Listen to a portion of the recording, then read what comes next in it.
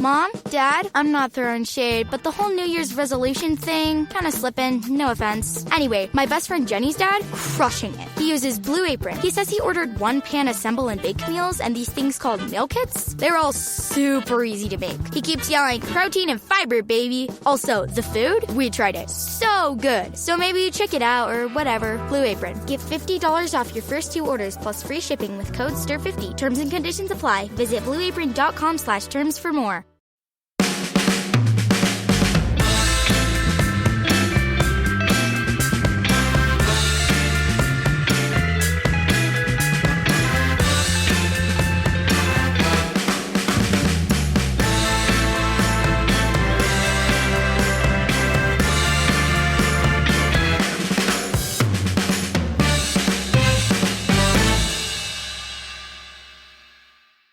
Okay, this is the Midweek Pod, and I'm here with Tom. How are you doing?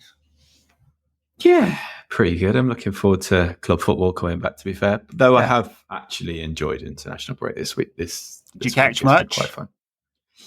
Yeah, Tuesday night, I kind of flicked between, I have 2 TVs in my living room because I'm a real saddo. And so I watched the Wales game and I watched the England game at the same time on Tuesday night. I watched Hungary before that and watched Georgia before that as well.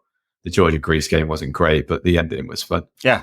And obviously the Wales game wasn't particularly great, but because they're such meaningful games, it was like nerve shredding for both. And especially like Georgia qualifying for their first major tournament is pretty special. And the atmosphere at that ground was incredible as well.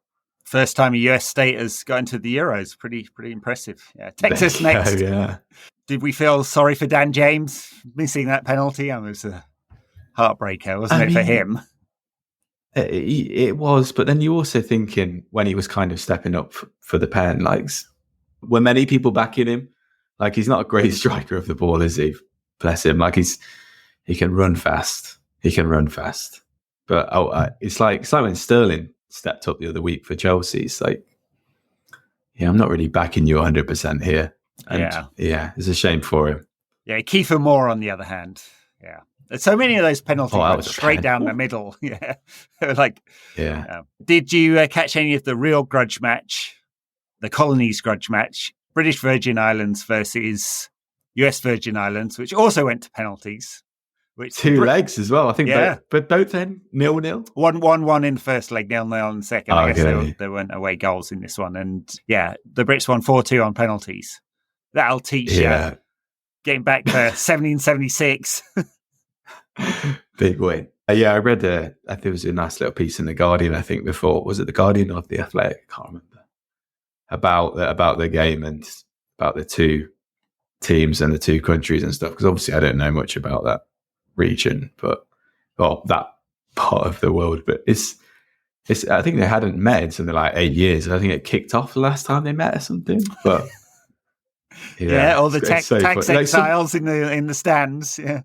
But this is like the mad stage of like World Cup qualifying, isn't it? Because everyone's in it, and like it's like who knows what's going to happen. Like Afghanistan beat India, I think yesterday in Asian qualifying. Yeah, this is where like the great fun is to look out for like stories and stuff, because there is just so much madness going on. And there was that FIFA series where they were trying to match up countries from different associations, and they had some very weird matchups there because they weren't like tier 1 countries or anything like that. I don't quite get the economics of that, playing games in Saudi and like stuff like that, but well, there were the 2 big San Marino versus St. Kitts and Nevis games as well. Oh yeah. I think because one of my friends used to play for St. Kitts and Nevis. He's retired from international football now because he plays for Livingston, and it was kind of like a bit too much to go all the way to the Caribbean to lose games. But they're just filled with English lower league players. Yeah. But they beat San Marino, and then because everyone was kind of thinking San Marino were favourites for that game as well, and they haven't won a game in something like 8 or 10 years. But they lost the first game at home. San Marino did, and then the next game was 0-0. And I think it was Sunday night. And again, I am a sad man. Like, I didn't have anything else to do, so I watched the whole game, and it was 0-0. It was on Viaplay Sport too. for some reason. Watched the whole game, and it was, man, that was really like questioning, like, what the hell am I doing with my life type of thing at that point. Yeah, last week I went to my local team, USL2 team. We're playing a USL1 team in the US Open Cup because they'd won the USL Championships last year. They qualified for it, and they completely dominated the game and then lost with the last kick of the game just before it was going into extra time. Yeah, fine goal, actually, right into the top corner. But I do watch those games and go, yeah, quality is somewhat lacking here. You're not there for the technical prowess. No, that's it. I guess you're there for the ride.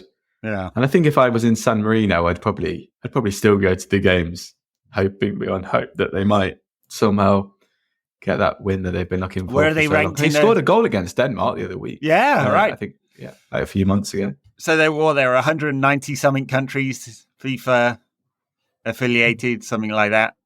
And I don't know who's at the bottom of the rankings these days, but yeah, San Marino may have to look down there. Greenland or something, probably. Yeah. there can't be many teams who are worse than San Marino in the world. Like, I mean, if they're losing to St. Kitts and Nevis and they've not won a game in so long, they've had a friendlies against like some poor sides as well. But maybe the Virgin Islands, that's where they could get their win over the US Virgin Islands if they're the worst of the two. Yeah. Well, England played, and there were a few United players in that one. And I guess the story of the week was Kobbie Mainoo's first substitute appearance against Brazil, 15 minutes, a couple of nice moments there for him, and then started against Belgium and got, I can't remember now, an hour, 75 minutes or something. And very, very positive. One player of the match against Belgium. And Gareth Southgate was extremely positive about him after the game. And so was Jude Bellingham, and Ivan Toney said something along the lines of, in between shilling himself, which is what Ivan Toney does in 95% of his interviews. It's like, come and get me, please. And he was like, yeah, we took one look at him, and yeah, here's a player they knew. So yeah, it looks like he's in the prime position to get a spot in the Euros. And last time we talked, we were complaining that he wasn't in the main squad.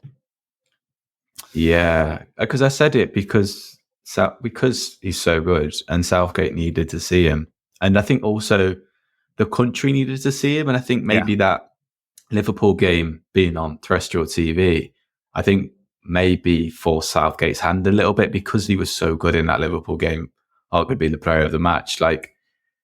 And that going out to a national audience, I think people took up, and he kind of were like, okay, this boy's the real deal, really. Yeah. And I think that's what he definitely proved in that Belgium game as well. Like, I watched a few clips of him around the changing rooms. I watched a little bit of the training that England posted as well on YouTube, and it's just incredible how much confidence that lad has. Like, it's just his walk. He walks with a strut, like head always up high, like eye contact. Like at 18, I mean, I didn't walk like that. I couldn't look people in the eye. I didn't have that swagger, that confidence. But I guess that comes from like just a belief in yourself and your belief in your own ability.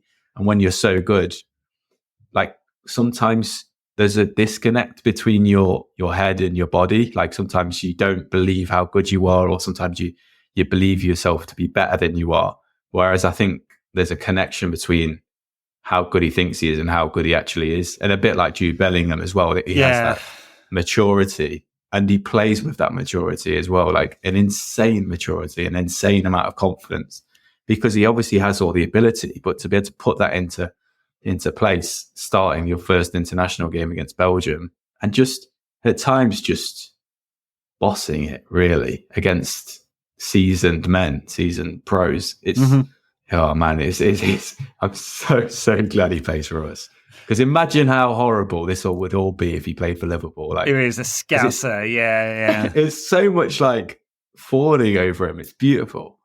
Well, there are weaknesses to his game still. His long range passing we haven't seen much of it yet. We know, don't we, that he is good in all three sort of build up phases. And I did see a few sort of keyboard tacticos on the internet. Sorry, Darnesh, not talking about you. New Tactics podcast on patreon.com/NQAT pod. Just get the plug in there. Who are going, oh, well, we're not sure whether he could do it in, because first phase build-up isn't very important in international football because you don't get the high press and so on. So on. Can he do it? I was like, yes, he can. Yes. He's all phases. He's good. But there are weaknesses. His long-range passing, I think he could definitely score more goals. We know he's got the ability. Look at the goal he scored against Wolves. I think he's very good on the half turn, but probably could play a few quicker balls. I mean, there's going to be things he can improve on for sure. And there'll probably be dips because there normally are dips in form. And we've seen in some of the United games. I mean, he's played less than 10 full 90s in his career. So not exactly a giant sample set of first team games, but we've seen in some games he doesn't get on the ball enough. And it's true for England. He only had, I think, 46 passes or something like that against Belgium. For someone who we think the game could and should run through, we probably want to see him double that at some point. Now, caveat, United are not a high possession team, and often England are not too. So there's a caveat there. But anyway, it's just to say there are things he can improve and will improve. And I don't half get a bit nervous with all the sort of the hype train, which we're a small part of. That it isn't setting him up for, I don't know, a misplaced pass in the Euros that France score from and knock England out in the quarterfinals or something like that. Of course. And I think also, like, defensively, I do kind of worry about his positioning at times and how teams and players can get in behind him a little bit. And I think that's something that can definitely be coached and definitely be taught, but obviously comes a lot with experience and especially at the pro game where the speed is completely different to what you've been used to at underage level. That defensive nous and the defensive positioning is going to take time to learn and to build upon. That's especially if he's going to play in the deeper role. That is something that he has to learn quickly. But everything is coachable with him. Like, he's so young, and I think that's the importance so much on getting the structure right at United, because we've had these players in the past who've had like bags of ability and they've not gone to the next level. And I think sometimes I think that with Rashford as well. Like, I think if Rashford had been in a proper structure from the start with a proper manager, like a Klopp or a Pep, like what type of player he would have become. So many players that came to United, so many signings that we've signed. It's the same thing. That's my worry for him more than anything. I think he has all the tools. I think he has the mentality. He has the ability. He has the physicality. It's just he needs the right coaches around him, needs this right setup to go to that next level. And I think even if he does have a bad moment in the Euros or the World Cup, they can come back from that. And I know, like, it's horrible and it happens to United players a lot. Our players get hounded more than most, but like Saka, for example, he came from the lowest of the low. He missed the penalty to lose England the Euros, was hounded, was racially abused on social media, and he came back better than ever. So it is possible, even if he does have a bad time. Obviously, we're not wishing that upon him, but yeah, I think more than anything, it's that structure of getting the right build around it, like every single player that comes to United. Yeah, and it's been a challenge for the last 10 years. I mean, we've been ruining talent, haven't we? And hopefully Kobbie is too good to get ruined. And I kind of liked some of the things that Erica said about him. They've been pushing him hard to not coast because he was too good for the under 21s and to step over his level. And clearly they had a role for him. And he's a profile of player that United don't have and England don't have. And for that reason, I'm pretty sure he'll be on the plane now because there just aren't too many other options. I mean, Calvin Phillips, different type of player, but I guess he's some competition in midfield. Conor Gallagher, very different kind of player that feels, you just wonder where he fits in exactly. I mean, but maybe good to have in the mix. There's also talk about moving up to 26-man squad as well. And obviously if that happens, then it's guaranteed, isn't it? I suspect it probably will do because the coaches will all want to have the options. Especially the big nations as well, and they'll have the biggest sway. Yeah. And he did it at the last World Cup, didn't he? And now with 5 substitutes, there's, I guess, more room for... I mean, it does mean there's going to be an awful lot of players that won't get any game time at all. And I guess we've got one example in England with Ben White, who's like, well, if I'm not going to play, I don't want to be involved. So, Marcus Rashford, you mentioned, he only got 15 minutes across those 2 games, and there's a little bit of talk of him perhaps being under pressure because there are a lot of good wider players in the squad. I still think, like Southgate, if you look at the numbers, he's barely ever started him. So few starts. Yeah. And so he doesn't appear to be one of Southgate's favourites. Of course, there are a few seasons in there where Rashford's been injured, out of form. But he's generally had him around the squad just because you figure an impact player, if nothing else, again, a different profile of player. Yeah, different profile of player. So. Yeah, and he will benefit as well from the 26 man. I think he's definitely on that verge. He's probably 22nd, 23rd, 24th pick almost. But if you're going to pick Jared Bowen, you can't tell me that Jared Bowen's a better player. He's not. So, and I would say also, Jared Bowen's like a bad version of Foden. They're not too dissimilar. Like they kind of link play. I guess Bowen's maybe a little bit more direct, but he's not rapid, is he? He's not ridiculously quick. Whereas Rashford, like you say, he's a different type of player. He will just run at a defence and scare them to death. He's got that threat in behind with his pace. He's got an amazing shot from outside the box, which no one else really does in the England team. Maybe someone like Maddison, but obviously Maddison's completely different. I think for all of our criticism of Rashford this season, he hasn't been good, obviously.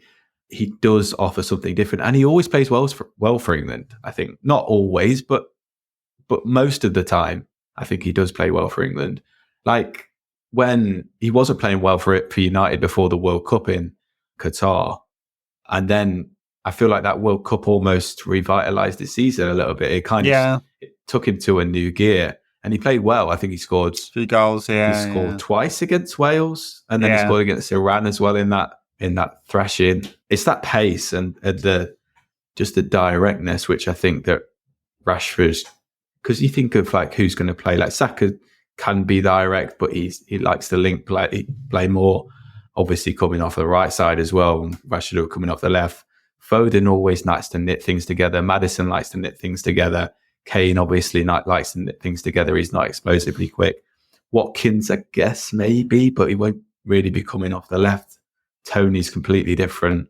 And then who else are you competing with? Maybe like you say, Bowen. Who else is there really there? I feel like Grealish. I can Grealish, but again, like a Nito is not going to really go at a defence, and that's the reason I guess like Doku's been playing ahead of him for City, because Doku will go at defences.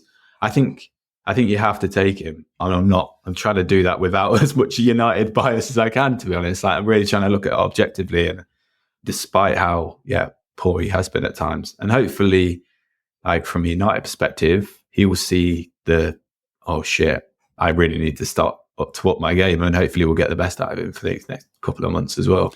I hope so. I mean, United's still got something to play for this season. It's still possible that we could catch one of Spurs or Villa. Looks like the coefficient's swinging in the Premier League's way with the last round of European stuff. Not guaranteed, but it looks much better than it was earlier. And so that 5th place will probably get a Champions League spot. So lots to play for, and the FA Cup, of course. Assuming that United managed to beat Coventry next month, touch wood, we'll have an FA Cup final to look forward to. So the season will go right till the end, and so everyone's got something to play for, including Harry Maguire. He's fringes of England. I mean, I guess he's a Southgate favourite, so he probably will start even if he doesn't for United. But he picked up another injury, Rashford, and Kobbie Mainoo. Yeah, Maguire made a big mistake against Brazil as well that got unpunished, where he kind of... I feel like he has one of...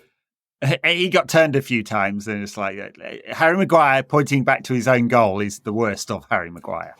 Yeah, he's not got very, he's not got Shakira hips, has he, either? He's not great at turning on. No. He's the complete opposite of that. Built like a tank, turns like a tank. Yeah. What other stories were there? Eriksen and Rasmus Højlund both played parts of Denmark's games. Good. Eriksen complaining about his lack of game time He's out of contract in the summer, I guess. I mean, I assume that there's no new contract going to be offered. Yeah, we saw his quality, didn't we, when he came on against Liverpool, setting up that massive chance for Rashford, beautiful pass, and I think his quote, like when you see like the headline and you say he's unhappy at United, unhappy about the playing time, but then when you actually read the quote, like completely fair enough. Like he was polite and respectful as you would expect from Eriksen, but just saying kind of what I guess most professional players would say if they've not been playing. Like, I want to play more. I'd love to play at this great club or whatever, but I need to have more playing time. I can kind of understand why I'm not playing, blah, blah, blah. And I guess he's saying the right things. And he was great for us last season at times, like a really shrewd signing, which is a rarity. But like, he's just, especially kind of sitting next to Casemiro this season, both of their legs have gone, and you can't have that in centre midfield. Like, it would, I think if he went back to Brentford or whatever, he'd look fine again. But I think, especially like what the Premier League is these days, you need to be an athlete, and he's lost so much of that athleticism. It feels like almost overnight. And I mean, well, he did like nearly so drop much, dead, so there's that. Well, that is true. But he felt like he wasn't like, I don't know, maybe he was like this last season, but Casemiro's legs were so brilliant and fantastic that he kind of made up for Eriksen's shortcomings in that respect. But yeah, this year is just, and especially when Mainoo's so good and offers so much athleticism and dynamism as well, and obviously has all the on-ball ability, you're like, sorry, Eriksen, sorry, Christian, I think it's time. I mean, almost certainly, unless there's massively reduced terms, I'm sure there'll be a refresh. Very much depends on Champions League qualification, like in terms of the money United have and all of that. So Casemiro didn't play in the Brazil game, injured. Not sure if he'll make it for Brentford, which is awesome. Thanks a lot, Case, for that, getting injured again. So I guess we'll see mighty Scott McTominay in that game. We'll get on to Brentford in a second. Who else was there that played in international games? I'm trying to remember now. Scanlon played twice for Gibraltar. Gibraltar, yeah. Malta or Gibraltar? Which one? I can't remember. Gibraltar, yeah.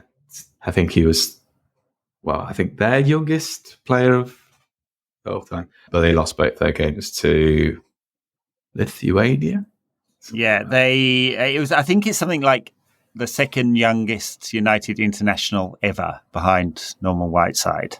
Nice. So, but yeah, I mean, it's Gibraltar. Yeah, it is. Caveat. Garnacho started, came off the bench for one Argentina game and started the next one. Mm-hmm. And got some good praise from the manager as well. Yeah. After the second game, I think he said something like it's hard to play at this level, and he did well, which is good because, I mean, a lot of the time, I don't know, they're not always so, but, to be fair, he's a great manager, the Argentinian lad, what's his name? Scaloni. Oh, gosh. There you go. Yeah. I was thinking Scanlon, it just in my head. Scanlon, Scaloni. Yeah, which is nice. And yeah.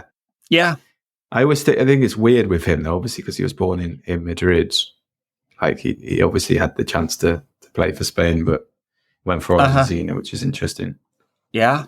And, the other story, Portugal. Did you see Ronaldo strop at the end of their game? Honestly. I feel like he's become stroppier since he's moved to Saudi as well. Like, there's been 2 or 3 massive stories coming out, even when that... He had that weird gesture thing. He got a 2-match ban for that. And like the government are almost having to get involved at times as well. Like you can't. I know you're Cristiano Ronaldo, but you do need to watch yourself a little bit. And what's his end game here? I mean, I guess he'll see out his mega contract with which one's he playing for now? Al Nassr. Yeah, and then retire. I mean, I think Portugal, they don't need him. Right. In fact, I think he's in the way, and they could really do with him retiring from international football. But I don't think he will. I feel like his ego is way too big he still thinks he's like the best player in the world. Like the way he talks about the Saudi league and like, oh yeah, it's better than French league, or I think he did say it's better than the French league. Obviously, it's a slide dig at Messi. He just, I guess he's got so many yes men around him, like people telling him exactly what he wants to hear, and he just believes it all. And I don't think he'll stop playing international football either, because he would just want to put every record beyond reasonable doubt. And he's just going to just keep playing those friendlies against San Marino, Liechtenstein, and all the other lads against James Scanlon's boys as well in qualifying. And then it'll just end up on like 200 goals and no one will ever be able to surpass him. And like Portugal will be like too scared to drop him because he'll just have another paddy, and then he'll cause like a national crisis. And I don't know. The man is too selfish to retire in my head. Like, I feel like he's just going to keep going. Yeah. All right. Well, that was that international week. A lot of fun games, and we don't have to worry about that again until the summer. No more international breaks until the actual Euros. So the season will finish and the Euros will start like 3 seconds later. Very interesting. I feel like when I was a kid, there was a bigger break, but I may just be misremembering that. Right. United Brentford at the G-Tech Stadium. I don't even know what G-Tech are. I kept getting confused and thinking, isn't that the kids' toys? But I think that's V-Tech. What did G-Tech do? I don't know. It sounds like it's like a Hoover brand or something. Yeah. Sounds like a Dyson, rival. Weirdly, Thomas Frank has been linked with the United job in the press. I mean, like everyone's short content, and the Ineos team do not seem to be leaking in the same way that the old United management did. Take him out of Southgate. Yeah, fucking hell. I don't think that one happened, but that has obviously been in the press a fair bit. So, yeah, Thomas Frank, I was like, well, Brentford might get relegated this season, so I don't know if he'd be the pick. But they are quite a long way down the league. They're having a difficult third season in the Premier League. I mean, I kind of look at our next 3 games: Brentford, Chelsea, Liverpool. This is make or break, I think, for definitely our Premier League season, and maybe Ten Hag as well. This game is obviously like the most winnable of the 3, but I feel like just our away form, no game's a gimme. Even like Sheffield United kind of gave us a good game away from home, and they get absolutely smashed by everyone else. We're so inconsistent, and it would be typical late stage United for us to have that beautiful win over Liverpool and then follow it up with a dreary 1-0 loss to Brentford, with Ivan Toney scoring like a free kick where he moves the shaving foam and whips it around the wall again or something. Yeah. And then whips off his shirt with "Sign Me United" written on it, or something like that. Yeah, but there, man wants a transfer. he really, really does. He should put a bet on it. No, don't. But then they're a very, very poor team, especially compared to what they have been over the past 2 years. Like some might say, a breath of fresh air. They particularly like their style of football, but it's definitely been effective. No, they keep losing games. They've been found out. The directness, the verticality of their system has not been working. They concede a lot of goals, and obviously Tony being out it's not exactly helped them, has it? Their main striker being out half the season. So yeah, there's that caveat. But I think I'm just looking there on 26 points. Are they a worse team than Bournemouth and Crystal Palace? I mean, I guess they are. Yeah, I think so. And I think they're probably, they're worse than Everton, I would say, as well. I think Everton would be above them if without their points deduction, I think. Yeah. Yeah. Forest would be almost level or around there. Yeah, point in it. And it's also, I say this with regret, because I feel like this is going to come back to bite me, but it's not usually the toughest place to go, because it's like they're not a great football club, are they? Like they're not like a club that's steeped in history. You don't go there and it's like poisonous, a bit like Luton or whatever, where it's like a crazy, intense atmosphere. They're a bit of a wishy-washy family club, aren't they? They're a nothing club, really, and that's why I don't have any time for them, especially like the way they play football. They're just really banal. But yeah, they're the sort of team that we slip up to. And we lost to Fulham the other week. Like, there's literally no game as a gimme in this league. You could put all the logical rationale for us beating them on the table and say, oh yeah, they're rubbish or whatever. We can beat them by playing this, and you just turn up on the day and we lose. Well, we got battered there last year. It's got more goals than us. Well, it's scored more goals than us in the league this season, and that's without their main striker for half the season. So there is that. Rasmus, talking to strikers, Rasmus could do with a goal because he was in that great form and then got that little injury, and so it's been a while now. And he's going to be hungry, and I think it's quite, I think, like a positive that he was playing on International Week. Like, it kind of, I guess, gave him a little bit of rhythm at a competitive level. Yeah. Though I think they were playing against fairer ones and maybe not that competitive, though they have got a little bit better. So I guess that kind of gives him a nice little bit of rhythm going into the weekend. And he's just, I don't know, when you kind of think about Højlund, it kind of makes my heart flutter a little bit because he tries so hard all the time, and you just know that every single game you get your absolute best out of him. And he has that, almost like that winning mentality, which is just, it's lovely to have around the team. Yeah, there'll be no Ahmad, of course, because he got that red card, so he's suspended from this game. Worth it. Oh, wow. Yeah. It's a shame for him because I'm sure I'd love to have capitalised on that sort of moment. But that may be his best ever moment in the United shirt. I'm sure United would take a fee if they could find it this summer. Yeah. So what are we looking at? We're looking at Onana, Bissaka, Varane, Lindelof, because... Yeah, I guess it'd have to be. And Dalot, and I guess the fullbacks could be the other way around, depending. And then what? Kobbie Mainoo, Scott McTominay, midfield. Guess so, yeah. Rashford had a minor thing, he said, but I don't know. It didn't sound like it was going to keep him out. So Rashford, Bruno, Garnacho, Højlund, something like that.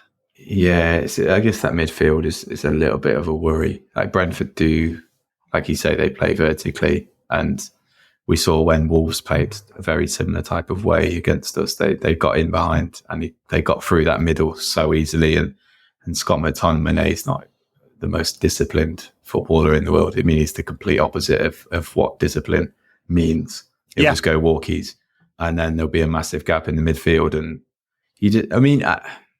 it's so annoying with Scott McTominay because obviously he has got that Lampard nose for goal, and he is always a threat every time he gets in that box. But like, it's just so many problems it causes. I mean, we talk about it all the time, but it's going to literally, when we're watching the game on Saturday night, everyone's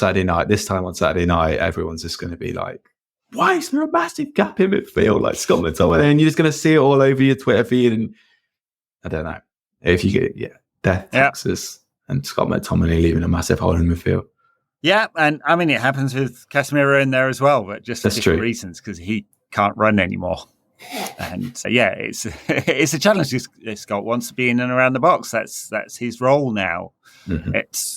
It's definitely a better role for him than playing as a more defensive midfielder, which every other United manager has tried to cram him into that role. And he has a position at the club as a goal-scoring midfielder. It's just the starting one is a challenge. So I don't know. It'd be interesting this summer to see like where United focus exactly, because clearly there's going to be a revamp of central defence. If whether Erik's in the job or it's someone else, I guess it depends on the profile of manager. But given the likelihood of there being a possession-based manager in situ, at least in that first phase, Erik is.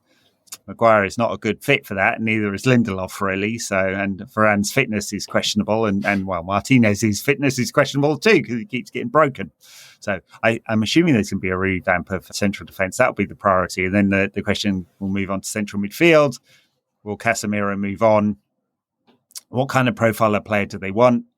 Like everyone else on the planet, looking at that England-Belgium game, I was looking at Amadou Onana quite closely, going, would he be the right fit or not? I mean, certainly physically. Technically, I don't know. Nah, not for me. Big old unit, though, isn't he? Yeah, he's, I feel like he's almost like what a Klopp would have had maybe when he had like Wijnaldum and Naby Keita. He kind of fits into that vertical, powerful midfielder, which, yeah, I mean, I guess it's just not going to fit the type of system that we imagine United would want to go for next season, but you never know. But technically, I've always thought that with him. I don't think he's good enough for an elite team. Yeah, and we didn't see any of Jared Branthwaite in the England side. I mean, he was in the squad, and I guess there'll be constant stories at the moment that he's on United's list.